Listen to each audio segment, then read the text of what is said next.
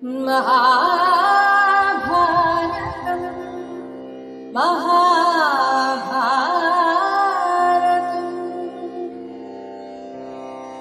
यदा यदा हि धर्मस्य ग्लानिर्भवति भारत अभ्युत्थानमधर्मस्य तदात्मानं सृजाम्यहम् परित्राणाय साधूनां विनाशाय च दुष्कृतां धर्मसंस्थापनार्थाय സംഭവാമി യുഗേ യുഗേ. ഇപ്രകാരം ഹനുമാനിൽ നിന്ന് എങ്ങോട്ടാണ് പോകേണ്ടത് എന്ന ആ ഒരു കാര്യങ്ങളൊക്കെ ഗ്രഹിച്ചതിന് ശേഷം ഭീമസേനൻ ഹനുമാനെ വണങ്ങി. അതേസമയം ഭീമൻ പറയുകയാണ്, ജ്യേഷ്ഠ, ഭവാനെ കാണുകയാൽ ഞാൻ ധന്യനായി. എനിക്ക് ഇഷ്ടമായിട്ട്, അതായത് എനിക്കിഷ്ടപ്പെട്ട ഒരു കാര്യം അങ്ങ് ചെയ്യണമെന്ന് ഞാൻ ആഗ്രഹിക്കുന്നു. അങ്ങ് ആ രാമാവതാര കാലത്ത് കടൽ ചാടിക്കടക്കുന്ന സമയത്ത് ഭവാൻ എടുത്ത ആ ബൃഹത്തായ രൂപം കാണണമെന്ന് ഞാൻ ആഗ്രഹിക്കുന്നു. അതൊന്ന് കാണിച്ചു തരാമോ? എങ്കിൽ ഞാൻ സന്തുഷ്ടനാകും. മാത്രമല്ല, അങ്ങ് പറഞ്ഞതിനെ എനിക്ക് ഉറപ്പിച്ച് വിശ്വസിക്കാനും സാധിക്കും. ഇപ്രകാരം ഭീമൻ പറഞ്ഞപ്പോൾ കവിശ്രേഷ്ഠൻ പുഞ്ചിരി തൂകിക്കൊണ്ട് പറഞ്ഞു, അത് കാണുവാൻ നിനക്ക് സാധ്യമല്ല. കാരണം അപ്രകാരം കാണുവാൻ അന്നത്തെ കാലത്തെ സ്ഥിതി അത് വേറെയാണ്, ഇന്നത്തെ കാലത്തെ സ്ഥിതി അത് വേറെയാണ്. കൃതയുഗത്തിൽ വേറെ, ത്രേതായുഗത്തിൽ വേറെ, ദ്വാപരയുഗത്തിൽ വേറെ, ഇങ്ങനെ അവസ്ഥ യുഗത്തിനനുസരിച്ച് മാറിക്കൊണ്ടിരിക്കും. ഇതിപ്പോൾ തകർന്നുകൊണ്ടിരിക്കുന്ന കാലമാണ്. ഇന്ന് ആ രൂപവും എനിക്കില്ല. ഞാൻ യുഗത്തിനനുസരിച്ച് നിൽക്കുകയാണ്. കാലത്തെ അതിക്രമിക്കുവാൻ ആർക്കും സാധ്യമല്ല. അപ്പോൾ ഭീമൻ ചോദിക്കുകയാണ്, അങ്ങനെയെങ്കിൽ യുഗസംഖ്യയും ഓരോ യുഗത്തിലെ യുഗാചാരങ്ങളും ധർമാർത്ഥ കർമ്മങ്ങളും ഒക്കെ എനിക്ക് അങ്ങ് പറഞ്ഞു തന്നാലും. ഇങ്ങനെ പറഞ്ഞ സമയത്ത് ഹനുമാൻ 4 യുഗങ്ങളിലെയും ധർമ്മത്തെക്കുറിച്ച് ഒരു വിശദീകരണം കൊടുക്കുന്നുണ്ട്. അപ്പൊ ഏറ്റവും നല്ല യുഗം കൃതയുഗമാണ് എന്ന് പറയുന്നു. ആ സമയത്ത് ഭഗവാൻ വെളുത്ത വർണ്ണനായിട്ടാണ് അവതരിക്കുക, അതായത് അങ്ങനെയാണ് അവതരിച്ചിട്ടുള്ളത്. എന്നാൽ പിന്നീടുള്ള ഓരോ യുഗത്തിലും ഭഗവാന്റെ നിറം പോലും വ്യത്യാസപ്പെടും. ഏറ്റവും ശ്രേഷ്ഠമായ യുഗം കൃതയുഗമാണെന്നും അതിനുശേഷം പിന്നീട് ധർമ്മങ്ങളിലൊക്കെ കാര്യമായ വ്യത്യാസം വരുമെന്നും ഹനുമാൻ സ്വാമി ഭീമനോട് പറഞ്ഞു. എന്നിട്ട് പറയുകയാണ്, ഇനി വരാനിരിക്കുന്ന കലിയുഗം, കലിയുഗത്തിൽ ധർമ്മത്തിന് ഒരു പാദം മാത്രമായി നിൽക്കേണ്ടതായി വന്നുകൂടും. തമോ ഗുണപ്രധാനമായ ആ യുഗത്തിൽ കേശവൻ കൃഷ്ണവർണ്ണനായി ഭവിക്കും. അതേസമയം ഈ കലിയുഗത്തിൽ അതിവൃഷ്ടി, അത്യധികമായ വൃഷ്ടി, ഇനി അല്ലെങ്കിൽ അനാവൃഷ്ടി, മഴ തീരെയില്ലാത്ത ഒരവസ്ഥ, ഇങ്ങനെയുള്ള ബാധകളും ആധിവ്യാധികളും ആലസ്യം, ക്രോധം മുതലായ ദോഷങ്ങളും വിശപ്പ്, ഭയം മുതലായ പല പല ഉപദ്രവങ്ങളും വർദ്ധിക്കും. യുഗം മാറുന്നതിനനുസരിച്ച് ധർമ്മവും ഭേദിക്കുന്നു, വ്യത്യാസം വരുന്നു. ധർമ്മം നശിച്ചാൽ ലോകം നശിക്കും. ഇനി ഇതാ ഉടനെ തന്നെ കലിയുഗം തുടങ്ങുകയായി.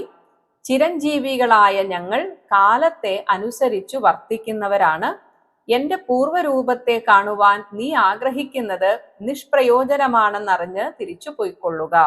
നിനക്ക് മംഗളം ഭവിക്കട്ടെ. എന്നാൽ ഭീമൻ പറഞ്ഞു, ജ്യേഷ്ഠ, ഭവാന്റെ പൂർവ്വരൂപം കാണാതെ ഞാൻ തിരിച്ചു പോവുകയില്ല. ഭവാന് ഞാൻ അനുഗ്രാഹ്യനാണ് എന്ന് തോന്നുന്നുണ്ടെങ്കിൽ അന്നത്തെ ആ ബൃഹത്തായ രൂപം എനിക്ക് കാണിച്ചു തരണം. ഭീമൻ ഇപ്രകാരം നിർബന്ധിക്കുകയാൽ പുഞ്ചിരിയോടുകൂടി ഹനുമാൻ സ്വാമി അന്ന് കടൽ ചാടുമ്പോൾ സ്വീകരിച്ച ആ മഹാരൂപം കാട്ടിക്കൊടുക്കുവാൻ തീരുമാനിച്ചു. തന്റെ സഹോദരന്റെ ഇഷ്ടത്തെ ചിന്തിച്ച് ശരീരം വലുതാക്കി. അപ്പോൾ ഹനുമാന്റെ ദേഹം ദീർഘവിസ്താരത്തോടെ ബൃഹത്തായി ഭവിച്ചു. മരങ്ങളൊത്ത കദളീവനത്തെയും വിട്ടുയർന്ന് ആ വാനര രൂപം പർവ്വതത്തിന്റെ അഗ്രത്തിലും കവിഞ്ഞ് ഉയർന്നു നിന്നു. ശരീരം ഉയർന്നപ്പോൾ ഹനുമാൻ രണ്ടാമതൊരു വിന്ധ്യപർവ്വതം പോലെ അവിടെ ഉയർന്നു ശോഭിച്ചു. തന്റെ ഭ്രാതാവായ ഹനുമാൻ സ്വാമിയുടെ ആ രൂപം കണ്ട് ഭീമൻ വിസ്മയപ്പെടുകയും സന്തോഷിക്കുകയും ചെയ്തു. അർക്ക തേജസ്സോടുകൂടിയ അവനെ പൊന്മല പോലെ ദീപ്തനായി കണ്ടിട്ട് ഭീമൻ കണ്ണുകൾ അടച്ചു. അപ്പോൾ ഹനുമാൻ പുഞ്ചിരി തൂകി ഭീമനോട് ഇപ്രകാരം പറഞ്ഞു: എടോ ഭീമ, എന്റെ രൂപം ഇത്രത്തോളം കാണുവാനേ നിനക്ക് ശക്തിയുള്ളൂ. ഇനിയും എനിക്ക് വളരാൻ സാധിക്കും, പക്ഷേ നിനക്ക് ഇത്രയേ കാണാൻ സാധിക്കുകയുള്ളൂ. വൈരികൾ എന്നോട് എതിർത്താൽ അപ്പോൾ എന്റെ ഓജസ്സിനാൽ എന്റെ ഉടൽ വലുതാകും. അതേസമയം അത്യത്ഭുതവും വിന്ധ്യപർവ്വതം പോലെ വിപുലവുമായ ഹനുമാന്റെ ആ വലിയ ദേഹത്തെ കണ്ട് ഭീമൻ സംഭ്രാന്തനായി തീർന്നു. ഒടുവിൽ മനസ്സ് തെളിഞ്ഞ് പുളകത്തോടുകൂടി തന്റെ സഹോദരനായ ഹനുമാൻ സ്വാമിയെ കൈകൂപ്പി ഇപ്രകാരം പറഞ്ഞു: വിഭോ, ഭവാന്റെ രൂപത്തിന്റെ വിപുലമായ അളവ് ഞാൻ കണ്ടു. ഭവാൻ എനിക്കു വേണ്ടി ഇനി ആ രൂപത്തെ ഒന്ന് ചുരുക്കിയാലും. അങ്ങയുടെ മുഖത്തിപ്പോൾ ഉദിച്ചുയരുന്ന സൂര്യന്റെ മുഖത്ത് എന്നതുപോലെ നോക്കുവാൻ പോലും ഞാൻ ശക്തനല്ല. ഭവാൻ മൈനാകപർവ്വതം പോലെ ഉഗ്രമൂർത്തിയാണ് എന്ന് എനിക്ക് മനസ്സിലായി. അതേസമയം എൻ്റെ മനസ്സിൽ ഇപ്പോൾ ഒരു സംശയം ഉണ്ടാകുന്നു. അതായത്, ഭവാൻ ഒറ്റയ്ക്ക് തന്നെ ആ രാക്ഷസാദികളെ മുഴുവൻ കൊന്നൊടുക്കാമായിരുന്നല്ലോ. പിന്നെ എന്തിനാണ് രാമൻ രാവണനോട് എതിർത്തത്? അങ്ങേക്ക് അസാധ്യമായി ഒന്നും തന്നെ ഇല്ലല്ലോ വായുപുത്ര. രാവണൻ കൂട്ടത്തോടെ വന്നാലും അങ്ങ് മതിയായിരുന്നല്ലോ അവരെയെല്ലാം തോൽപ്പിക്കാൻ. അപ്പോൾ ഹനുമാൻ സ്വാമി പറഞ്ഞു: ഹേ ഭാരത, ഭവാൻ പറഞ്ഞത് ശരിയാണ്. ദുഷ്ടരാക്ഷസന്മാരെല്ലാം കൂടിയാലും എനിക്ക് അവരെ നിഷ്പ്രയാസം തോൽപ്പിക്കാൻ സാധിച്ചേനെ. പക്ഷേ അങ്ങനെ ഞാൻ അവരെ എല്ലാം തോൽപ്പിച്ചാൽ എൻ്റെ സ്വാമിയായ ശ്രീരാമചന്ദ്രന്റെ കീർത്തി കെട്ടുപോകുമല്ലോ. അത് ചിന്തിച്ചിട്ട് ഞാൻ വെറുതെ വിട്ടതാണ്. എന്തായാലും കൂട്ടത്തോടെ രാക്ഷസരെ കൊന്ന് എൻ്റെ സ്വാമി തന്നെ സീതാദേവിയെ സ്വപുരത്തിലേക്ക് കൊണ്ടുവന്നുവല്ലോ. അപ്പോൾ വീണ്ടും ഭീമനോട് പറയുകയാണ്: ഇനി നമുക്ക് പറഞ്ഞു നിൽക്കാൻ സമയമില്ല. ഞാൻ പറയുന്നത് നീ കേൾക്കുക. വഴിക്ക് യാതൊരു വിഘ്നവും കൂടാതെ ക്ഷേമത്തോടുകൂടി വായുവിനാൽ പരിരക്ഷിതനായി നീ തിരിച്ചു പോവുക. ഇതാ, ഈ വഴി സൗഗന്ധിക വനത്തിലേക്കുള്ളതാണ്. ഇതിലേ പോയാൽ യക്ഷരാക്ഷസന്മാരാൽ രക്ഷിതമായ കുബേര ഉദ്യാനം നിനക്ക് കാണുവാൻ കഴിയും. എന്നാൽ അവിടെ തന്നെത്താൻ ഊക്കോടെ ചെന്ന് കയറി പൂവ് പെട്ടെന്ന് പറിക്കരുത്. മനുഷ്യർക്ക് വിശേഷാൽ പൂജ്യരാണ് ദേവന്മാർ എന്നുള്ളത് നീ ഓർക്കണം. ഭക്തിപൂർവം ചെയ്യുന്ന ബലി, ഹോമം, നമസ്കാരം എന്നിവ കൊണ്ടാണ് ദേവന്മാർ പ്രസാദിക്കുക. അതുകൊണ്ട് ഉണ്ണി, നീ ഒരിക്കലും സാഹസത്തിൽ ചെന്ന് ചാടരുത്. സ്വധർമ്മത്തെ എപ്പോഴും രക്ഷിക്കണം. അങ്ങനെ ഭീമന്റെ ആവശ്യപ്രകാരം തന്റെ വിപുലമായ ശരീരത്തെ വീണ്ടും ചുരുക്കി ഭീമസേനനെ 2 കൈകൊണ്ടും ഹനുമാൻ കെട്ടിപ്പുണർന്നു. ഭ്രാതാവ് തനിക്ക് സ്നേഹപൂർവം ആലിംഗനം നൽകിയപ്പോൾ ഭീമസേനന് എല്ലാ തളർച്ചയും തീർന്നു. ശോഭനമായ ഒരു നില അവനിൽ ഉണ്ടായി. തന്നോട് തുല്യമായ ബലം മറ്റാർക്കുമില്ലെന്നുള്ള ഒരു തോന്നലും ഭീമന് അപ്പോൾ ഉണ്ടായി. ഹനുമാന് സ്നേഹം മൂലം കണ്ണുനീർ വന്നു. ഗദ്ഗദത്തോടെ ഹനുമാൻ സ്വാമി ഇങ്ങനെ പറഞ്ഞു: എടോ വീര, നീ സ്വന്തം ഗൃഹത്തിലേക്ക് മടങ്ങിക്കൊള്ളുക. എന്നെ ഇവിടെ കണ്ട വർത്തമാനം നീ ആരോടും പറയരുത്. കുബേരന്റെ ആലയത്തിൽ നിന്ന് വിശിഷ്ടരായ ദേവഗന്ധർവന്മാരുടെ സ്ത്രീകൾ ഇവിടെ വന്നെത്തേണ്ട സമയമായി. ഇനി ഇവിടെ നീ നിൽക്കരുത്. നിന്നെ കാണുകയാൽ ഞാൻ സഫലനായി, എൻ്റെ ജന്മം സഫലമായി. മാത്രമല്ല, മർത്യനായ നിന്നെ കാണുകയും സ്പർശിക്കുകയും ചെയ്തപ്പോൾ രാമൻ എന്ന പേരോടുകൂടി അവതാരം സ്വീകരിച്ച മഹാവിഷ്ണുവിനെ, എൻ്റെ സ്വാമിയെ ഒരിക്കൽ കൂടെ ഇന്ന് വീണ്ടും ഒന്ന് സ്മരിക്കാൻ ഒന്ന് സന്ദർഭമുണ്ടായി. ശ്രീരാമനെ മറന്നു എന്നല്ല, പക്ഷേ ആ കഥ പറഞ്ഞു കൊടുക്കാൻ സാധിച്ചതിലൂടെ അന്നത്തെ ആ സംഭവങ്ങളൊക്കെ വീണ്ടും ഓർമ്മിക്കാൻ ഒരു അവസരമുണ്ടായി. ഹേ വീര, നീ എന്നെ കാണുവാനിടയായത് വെറുതെയായി പോകരുത്. അതുകൊണ്ട് എന്തെങ്കിലും ഒരു വരം നീ ചോദിച്ചു കൊള്ളുക. എന്നിട്ട് ഭീമനോട് ചോദിക്കുകയാണ്: ഞാൻ ഹസ്തിനപുരത്തിൽ ചെന്ന് ക്ഷുദ്രന്മാരായ ധാർത്തരാഷ്ട്രന്മാരെ കൊന്നൊടുക്കണമെങ്കിൽ അത് ഞാൻ ഉടനെ ചെയ്തു കൊള്ളാം. ഇനി കല്ലെടുത്ത് ആ പുരം എറിഞ്ഞു തകർക്കണമെങ്കിൽ അതും ചെയ്യാം. ദുര്യോധനനെ പിടിച്ച് ബന്ധിച്ച് ഞാൻ നിന്റെ മുമ്പിൽ കൊണ്ടുവരണോ? വേണമെങ്കിൽ അതും ചെയ്യാം. നിന്റെ ആഗ്രഹം എന്താണെന്ന് പറയൂ, അത് ഉടനെ തന്നെ ഞാൻ നിർവഹിക്കുന്നതാണ്. ഭീമസേനൻ ഹനുമാൻ സ്വാമിയുടെ ഈ വാക്ക് കേട്ട് അങ്ങേയറ്റം സന്തുഷ്ടനായി. എന്നിട്ട് പറഞ്ഞു, ഭവാൻ എന്നോടിപ്പോൾ പറഞ്ഞ കാര്യങ്ങളെല്ലാം അങ്ങ് ചെയ്തു തന്നതായിട്ട് എനിക്ക് തോന്നുകയാണ്. അങ്ങനെ ഒരു സംതൃപ്തി എനിക്ക് തോന്നുകയാണ്. എന്തായാലും ഞാൻ ഒരു ആഗ്രഹം ഭവാനോട് പറയുന്നു. നീ എന്നോട് എന്നും പ്രീതിയുള്ളവനായിരിക്കണം. നീ നാഥനായി തീരുകയാൽ പാണ്ഡവന്മാർ സനാഥരായി തീർന്നു. ഭവാന്റെ തേജസ്സിനാൽ തന്നെ ഞങ്ങൾ സർവശത്രുക്കളെയും തോൽപ്പിക്കും. ഇത് കേട്ടപ്പോൾ ഹനുമാൻ സ്വാമി ഭീമനോട് പറഞ്ഞു, ഭ്രാതൃത്വം, സൗഹാർദ്ദം ഇവ കൊണ്ട് ഞാൻ നിന്റെ ഇഷ്ടം നിർവഹിക്കുന്നതാണ്. ശക്തി വളരെയുള്ള ശത്രു സൈന്യത്തിൽ ചെന്ന് നീ സിംഹനാദം മുഴക്കുമ്പോൾ നിന്റെ നാദം എന്റെ രവം കൊണ്ട് വർദ്ധിപ്പിക്കുന്നതാണ്. അതായത് നിന്റെ നാദത്തിനൊപ്പം എന്റെ നാദവും അവിടെ ഉണ്ടാകും. അത് കേൾക്കുമ്പോൾ തന്നെ ആ ശത്രുക്കളാകെ പേടിച്ചു വിറയ്ക്കുന്നതാണ്. മാത്രമല്ല അർജുനന്റെ കൊടിയടയാളമായി ഞാൻ ഇരുന്നു കൊള്ളാം. ആ ധ്വജത്തിൽ കയറിയിരുന്ന് ഞാൻ ഉഗ്രമായ നാദം മുഴക്കുന്നതാണ്. അങ്ങനെ നിങ്ങൾക്ക് സുഖമായി നിങ്ങളുടെ ശത്രുക്കളെ കൊന്നൊടുക്കാം. ഇങ്ങനെ ഹനുമാൻ ഭീമനോട് പറഞ്ഞ് ഭീമന് വഴി കാണിച്ചു കൊടുത്ത് അവിടെ തന്നെ അപ്രത്യക്ഷനായി. ഇങ്ങനെ ഹനുമാൻ സ്വാമി കാണിച്ചു കൊടുത്ത ആ വഴിയിലൂടെ ഭീമൻ മുന്നോട്ട് നടന്നു. ഏകദേശം ഉച്ചതിരിഞ്ഞപ്പോൾ മാൻകൂട്ടം കാനനത്തിൽ മേഞ്ഞു നടക്കുന്നത് ഭീമൻ കണ്ടു. അവിടെ നല്ല പൊൻ താമരയുള്ള വലിയ ഒരു നദി കണ്ടു. ദീർഘമായ ആ നദിയിൽ മാല എന്നതുപോലെ തിളങ്ങുന്ന സൗഗന്ധിക പുഷ്പങ്ങൾ കൂട്ടം കൂട്ടമായിട്ട് അങ്ങനെ ഒഴുകി നടക്കുന്നത് ഭീമൻ കാണുകയാണ്. അപ്പോൾ തന്നെ ഭീമന് മനസ്സിലായി, ഇവിടെ അടുത്തെവിടെയോ ആണ് സൗഗന്ധിക വനം. എന്തായാലും താൻ വന്ന കാര്യം സാധിച്ചു എന്നതുപോലെ തന്നെ ഭീമൻ സന്തോഷിച്ചു. അതേസമയം കൈലാസ ശിഖരത്തിനരികെയുള്ള ശോഭനമായ സൗഗന്ധിക വനത്തിൽ രാക്ഷസന്മാരാൽ പരിരക്ഷിതമായി രമണീയമായ ഒരു താമര പൊയ്കയുണ്ട്. അവിടെ കണ്ട പൊയ്കയിലെ ലഘുവും ശീതളവുമായ അമൃതരസം കലർന്ന ശുദ്ധജലം കൊതിയോടെ കുടിക്കുവാനായി ഭീമൻ ഇറങ്ങി. ആ പൊയ്കയിൽ മനോമോഹനവും വിചിത്രവുമായ ദിവ്യ സൗഗന്ധികങ്ങൾ കാഞ്ചനമയമായ ദളങ്ങളോടും വൈഡൂര്യ കാന്തി കലർന്ന നാളങ്ങളോടും കൂടി മഹത്തായ സൗരഭ്യം കലർന്ന് ശോഭിക്കുന്നത് ഭീമൻ കണ്ടു. രാജരാജനും മഹാത്മാവുമായ കുബേരന്റെ ക്രീഡാസ്ഥാനമാണത്. ഈ ഒരു ക്രീഡാസ്ഥാനത്തെ ചിത്രായുധധരന്മാരായി അനേകായിരം ക്രോധവശന്മാർ എന്നു പേരായ രാക്ഷസന്മാർ ഈ സരസിനെ സംരക്ഷിക്കുവാൻ കാവൽ നിൽക്കുന്നുണ്ട്. ഇങ്ങനെ ഇവർ കാവൽ നിൽക്കുന്നു എന്നറിയാതെ ഭീമൻ മാൻതോലുടുത്തിട്ടാണ് ഇവരൊക്കെ കാട്ടിൽ വസിക്കുന്നത്. അതേസമയം വാളേന്തിയിട്ട് നിശങ്കം പൂവറുക്കുവാനായി പൊയ്കയിലേക്ക് ഇറങ്ങുന്ന ഭീമപരാക്രമനായ ഭീമനെ കണ്ട് ആ രാക്ഷസന്മാർ പരസ്പരം ഓരോന്നു പറഞ്ഞു തുടങ്ങി.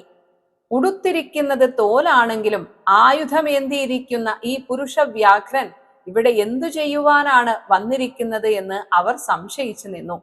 ഒടുവിൽ അവരെല്ലാവരും ചേർന്ന് ഭീമന്റെ മുമ്പിൽ ചെന്ന് ഇപ്രകാരം ചോദിച്ചു, ഭവാൻ ആരാണ്?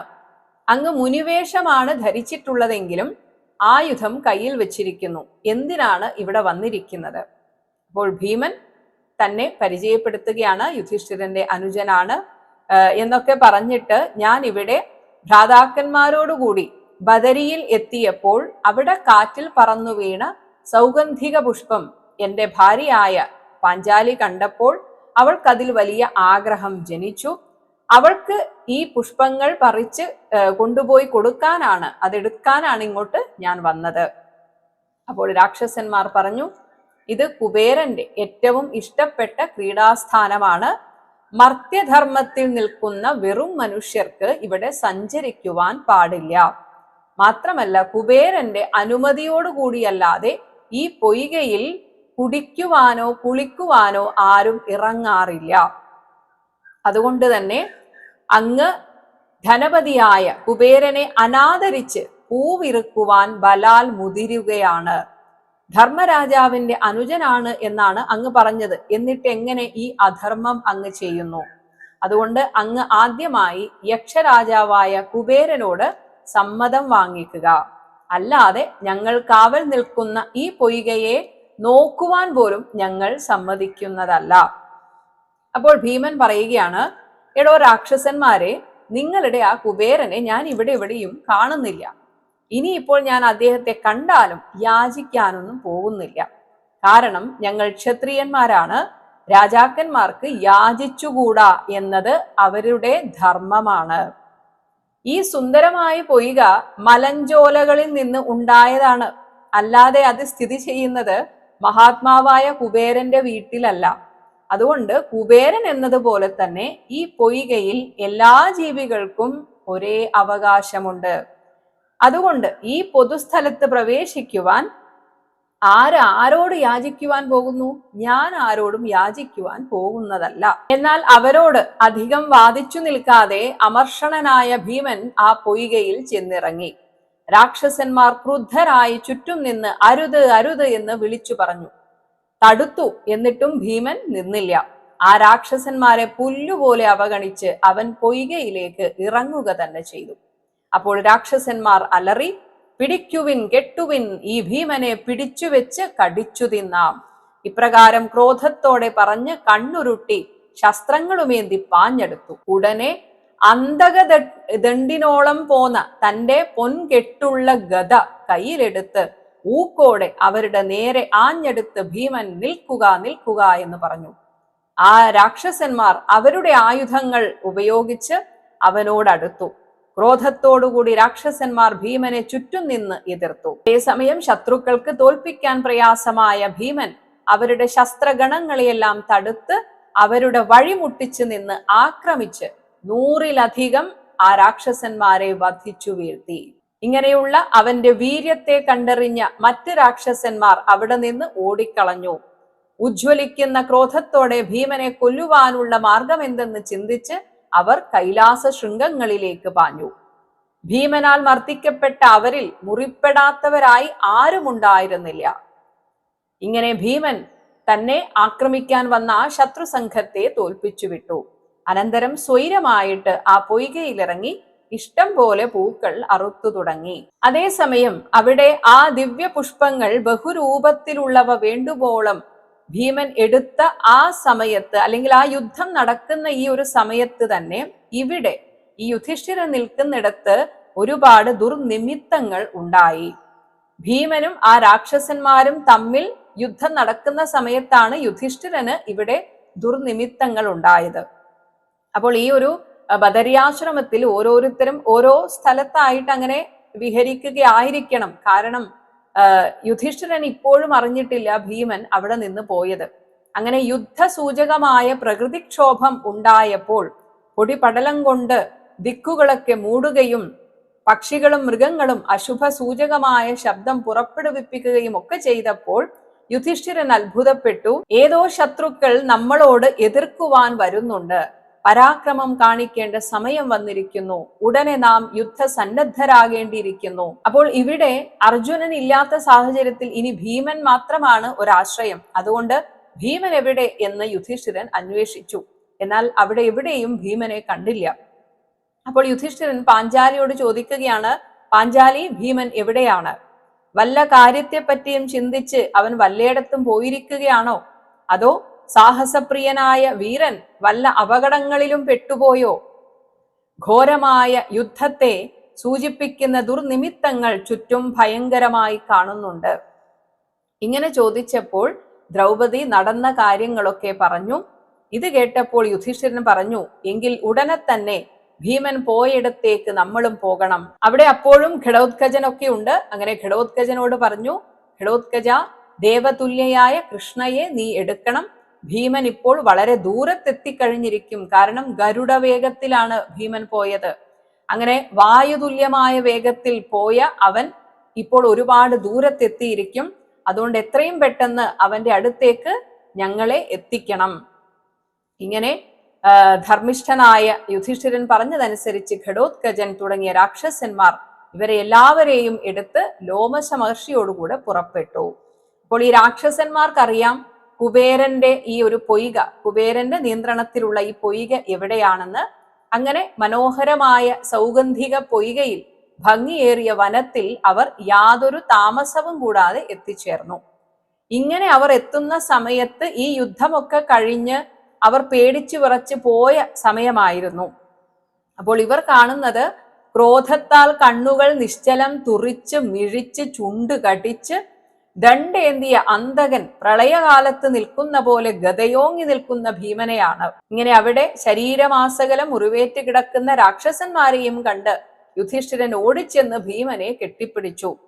എന്നിട്ട് ഭീമനെ സാന്ത്വനിപ്പിച്ചു. ഭീമ, നീ എന്ത് സാഹസമാണ് ഈ ചെയ്തത്? ഇത് ദേവന്മാർക്ക് പ്രിയമല്ലാത്ത കാര്യമാണല്ലോ. നീ എന്തിനിത് ചെയ്തു? എനിക്ക് പ്രിയം ചെയ്യണമെന്ന് നീ ആഗ്രഹിക്കുന്നുണ്ടെങ്കിൽ ഇനി ഇത്തരം സാഹസം ചെയ്യരുത്.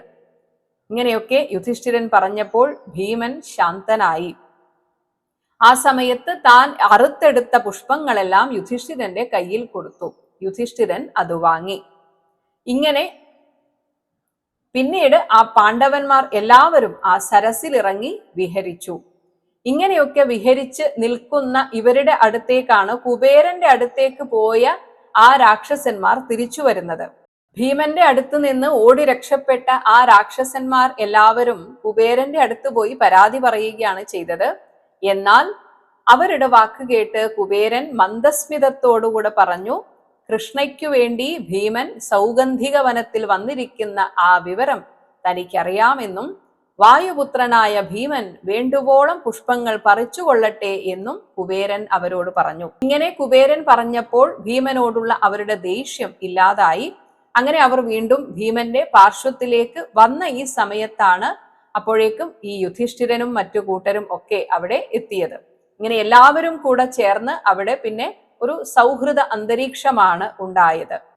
അങ്ങനെ ആ രാക്ഷസന്മാർ ഭീമനോട് മാപ്പപേക്ഷിച്ചു. പിന്നീട് അവിടെ കണ്ട യുധിഷ്ഠിരനെയും എല്ലാവരെയും അവർ വന്ദിച്ചു. ധർമ്മരാജാവ് അവരെ എല്ലാം സാന്ത്വനിപ്പിച്ചു. അങ്ങനെ അവർ പ്രസാദിച്ചു. പിന്നീട് കുബേരന്റെ സമ്മതത്തോടെ പാണ്ഡവന്മാർ കൂട്ടുകാരോടുകൂടി ആ പുണ്യദേശത്ത് തന്നെ കുറെ നാൾ പാർത്തു. ആ ഗന്ധമാദന പ്രദേശത്ത് അർജുനനെ ഏതെങ്കിലും ഒരു ദിവസം കാണാമെന്നുള്ള പ്രതീക്ഷയോടെ അവരങ്ങനെ വസിച്ചു. മഹാഭാരതം